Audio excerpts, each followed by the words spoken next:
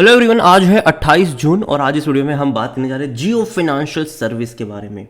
2% की तेज़ी आज दिखाई है, बड़ी खबर निकल कर आई है, यहाँ पर बात करेंगे इसके बारे में। लेकिन उससे पहले अगर आपने अभी तक चैनल को सब्सक्राइब नहीं किया है तो प्लीज़ अभी इसे सब्सक्राइब कर लीजिए, क्योंकि आगे भी बहुत सारे वीडियोज़ हैं जो आपको काफ़ी ज़्यादा हेल्प करेंगे।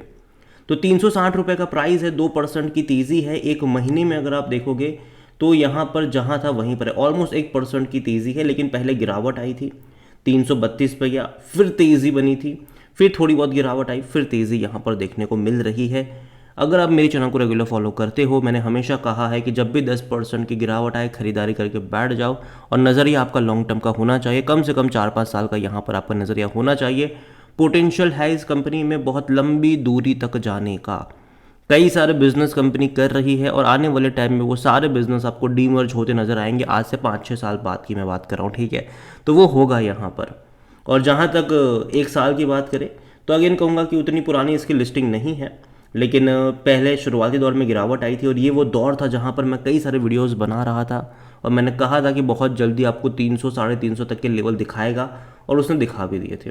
इवन 400 के लेवल पर जाने की तैयारी कर रहा था बाद में। अभी अगर आप देखो तो कंसोलिडेट भी कर रहा है ये, और एक सपोर्ट, एक बेस बनाने की भी कोशिश कर रहा है।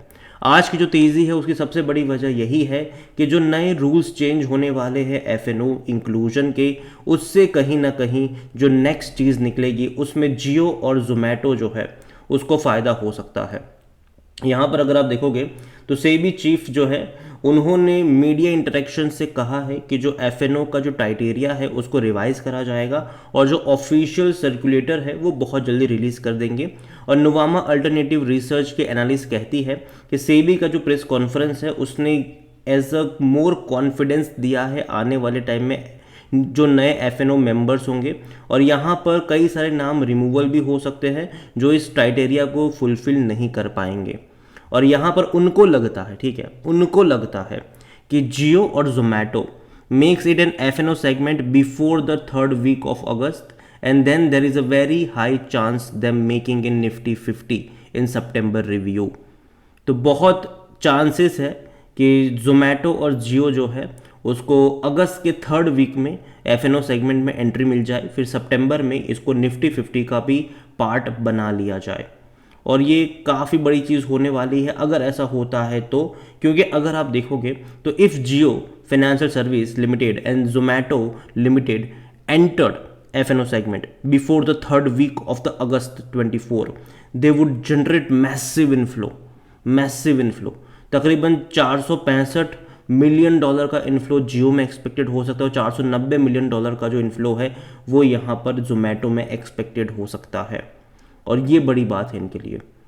और जहाँ तक बात करी जाए आज वॉल्यूम्स की, तो बाजार जस्ट अभी खुला है और ऑलमोस्ट 1 करोड़ के आसपास के शेयर यहाँ पर ट्रेड होते नज़र आ रहे हैं, और तेज़ी लगातार बढ़ती भी नज़र आ रही है यहाँ पर। इसका जो ऑल टाइम हाई था वो 395 रुपये के आसपास का था इंट्राडे का, 202 के आसपास का लो भी इसने बनाया था। मार्केट कैप इसका 2,30,000 करोड़ के आसपास देखने को मिल रहा है।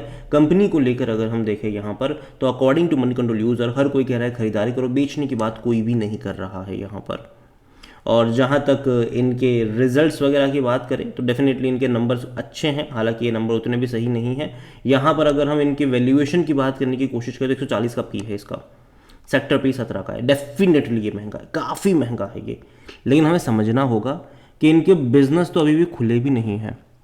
मार्केट इसको प्रीमियम वैल्यूएशन दे रहा है। मार्केट अभी से ये प्रिडिक्ट करके चल रहा है कि आने वाले टाइम में बहुत जल्दी इनको इंश्योरेंस का लाइसेंस मिलेगा, इनको म्यूचुअल फंड का लाइसेंस मिलेगा, और जैसे ही वो लाइसेंस मिलेंगे एक बड़े पैमाने पर मार्केटिंग और रोल आउट कैंपेन आपको यहाँ पर देखने को मिलने वाले हैं।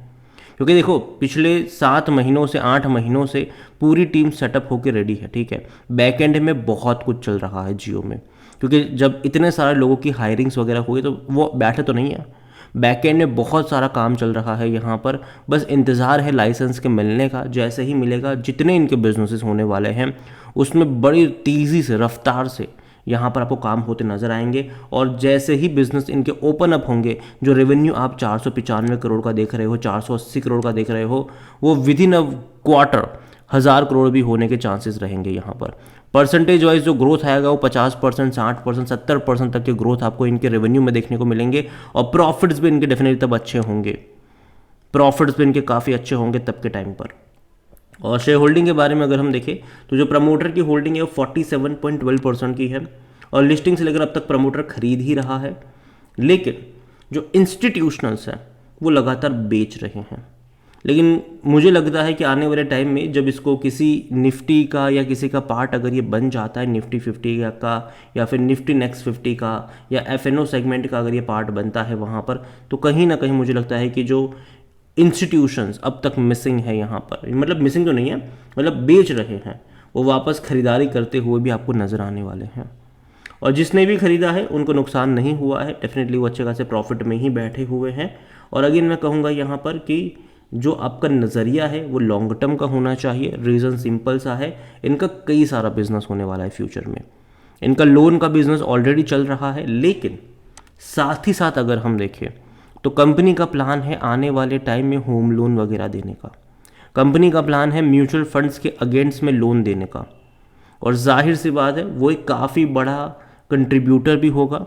इंश्योरेंस की अगर हम बात करें तो सबसे बड़ी बात, इन्होंने अपनी ऐप भी लॉन्च करी है, ठीक है, जियो फाइनेंशियल्स की ऐप भी लॉन्च करी है बीटा में। और सबसे बड़ी बात है कि इंश्योरेंस का जो सेगमेंट है उसमें एक असिस्टेंस की भी ज़रूरत पड़ती है, तो वो भी आपको यहाँ पर मिलता नज़र आएगा तब। और कई सारी चीज़ें हैं जो एक साथ ये लोग सॉल्व कर रहे हैं, चाहे वो म्यूचुअल फंड हो, चाहे वो इंश्योरेंस हो, चाहे वो हम बात करने जाए यूपीआई हो, डिजिटल बैंकिंग की बात करें हम यहाँ पर, या फिर हम बात करने जाए क्रेडिट कार्ड की बात करें, ठीक है, वो भी यहाँ पर है। इसके अलावा एक बहुत बड़ा इन्वेस्टमेंट जो है, जो पिछले कुछ दिन पहले ही मैंने इसके ऊपर जब वीडियो बनाया था मैंने कहा था कि जो रेंटिंग का बिजनेस है वहाँ पर ये जा रहे हैं।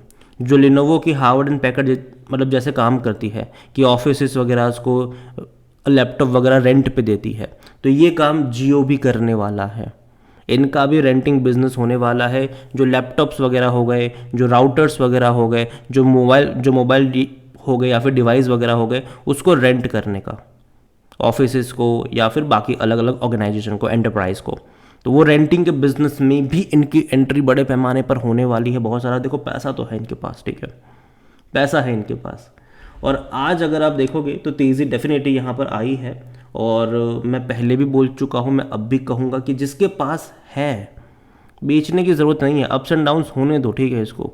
लेकिन लॉन्ग टर्म के लिहाज से मुझे पोटेंशियल यहाँ पर नज़र आता है। जब खबर आएगी कि इनको इंश्योरेंस का लाइसेंस मिल गया, एक दिन में 10-15% की तेज़ी होगी। जब खबर आएगा कि इनको म्यूचुअल फंड का लाइसेंस मिल गया, एक दिन में 10-12% की तेज़ी होगी, और ये होगा आपको, ये होगा उस दिन। और उस दिन मौका नहीं मिलेगा, क्योंकि खबर पता चली कि भैया शाम को आई, अगले दिन मार्केट दौड़ ही गया, ठीक है। तो ये होगा, इस तरीके से ही यहाँ पर चीज़ें काम करेगी। या फिर कई बार ऐसा होता है कि खबर आने से पहले ही शेयर दौड़ जाते हैं, क्योंकि कुछ लोगों को ऑलरेडी एडवांस में पता चल जाता होगा, ठीक है, चांसेस है इसके। तो ये होता है बाज़ारों में। और आज अगर आप देखोगे तो रिलायंस इंडस्ट्रीज़ में भी अच्छी खासी तेज़ी आई, और ये ऑल टाइम हाई पे बैठ चुका है।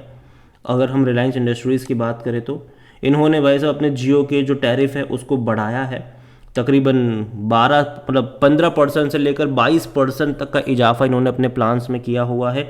ऑलरेडी जो जियो है वो प्रॉफिटेबल है, ठीक है, अच्छा खासा प्रॉफिट कर रही है। अब इस 20% के टैरिफ बढ़ने से कहीं ना कहीं और बड़ा मुनाफा आपको इनका देखने को मिलने वाला है।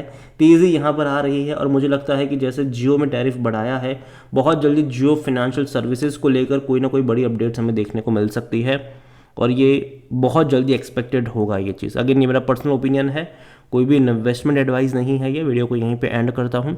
पसंद आया हो तो लाइक करें, शेयर करें, चैनल में अगर पहली बार है तो प्लीज़ सब्सक्राइब करें। और जियो फाइनेंशियल सर्विस के बारे में आप क्या सोचते हैं वो भी आप मुझे कमेंट में लिख कर बता सकते हैं। Thank you.